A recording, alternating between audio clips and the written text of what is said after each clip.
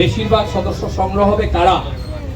যারা নতুন জাতীয়তাবাদী দলের যোগ দিবে, এবং নতুন যারা জাতীয়তাবাদী দলে যোগ দিবে তার বেশি সংখ্যক হলো ছাত্রদল।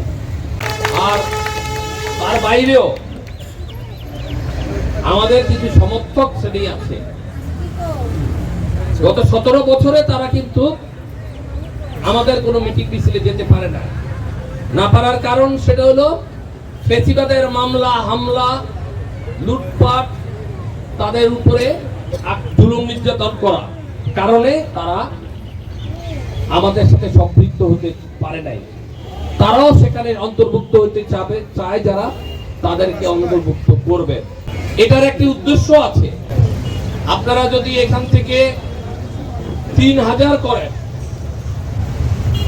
আমাদের ইলেকশনের পরে আপনি দেখছেন ওখানে টেলিফোন নাম্বার আছে, ওখানে আপনার আইডি কার্ড আছে, তার মাধ্যমে আপনাদের মাধ্যমে সরাসরি আগামী দিনে যিনি রাষ্ট্র ক্ষমতায় অধিষ্ঠিত হবেন তিনি যোগাযোগ স্থাপন করতে পারবেন। আমাদের আর প্রয়োজন হবে না। বাংলাদেশ জাতীয়তাবাদী দলের মূল শক্তি হলেন আপনারা। আমার সামনে যারা এলাকাবাসী বসে আছেন, আপনারা হলেন বাংলাদেশ জাতীয়তাবাদী দলের মূল শক্তি। সেটার আপনারা প্রমাণ 2001 সালে দিয়েছেন, 91-তে দিয়েছেন, 96 নির্বাচনে কারচুপি হয়েছে, 2009 নির্বাচনে আপনারা দিয়েছেন, কিন্তু দেশীয় প্রেক্ষাপটের কারণে, দেশীয় ষড়যন্ত্রের কারণে এই ফেসিবাদের যিনি দেশ থেকে বিতাড়িত হয়েছেন তিনি অবৈধভাবে ওই দিনও প্রধানমন্ত্রী হয়েছেন। আমরা দেখেছি, আমার স্পষ্ট মনে আছে, তাজমহল হোটেলে কিছু সংখ্যক সরকারি অফিসারের নাম ভাগিয়ে কিছু লোক এসে তাজমহল হোটেলের মধ্যে সিল মেরে আগের দিন রেখেছে। আমাদের আকাশ আলী স্কুলের দপ্তরি সবাই চিনে, এই বিল্লার মুড়ি ধরে বলতে দেখে ওর নামে মামলা করেছে। ওই মামলারও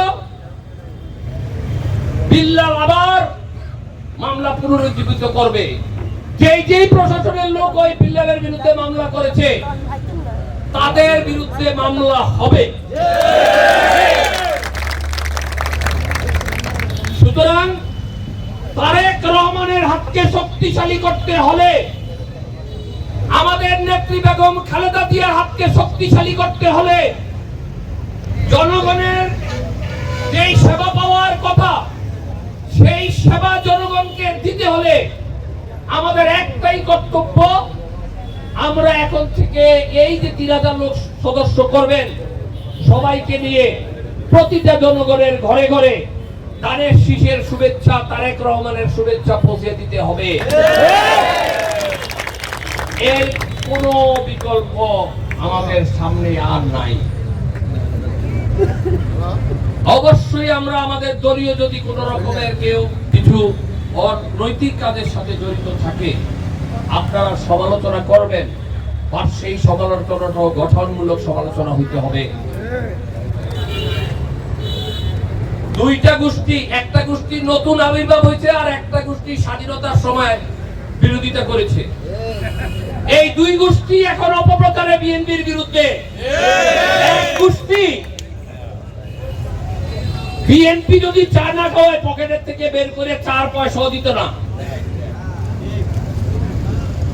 ওই গোষ্ঠী কিন্তু আওয়ামী লীগের উপরে ভর করে এই শহরে বসবাস করত।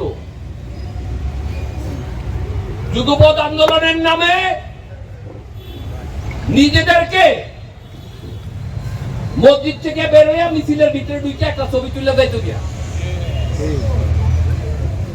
আমরা কিন্তু আওয়ামী লীগের সাথে 15 বছর 17 বছর যুদ্ধ করেছি,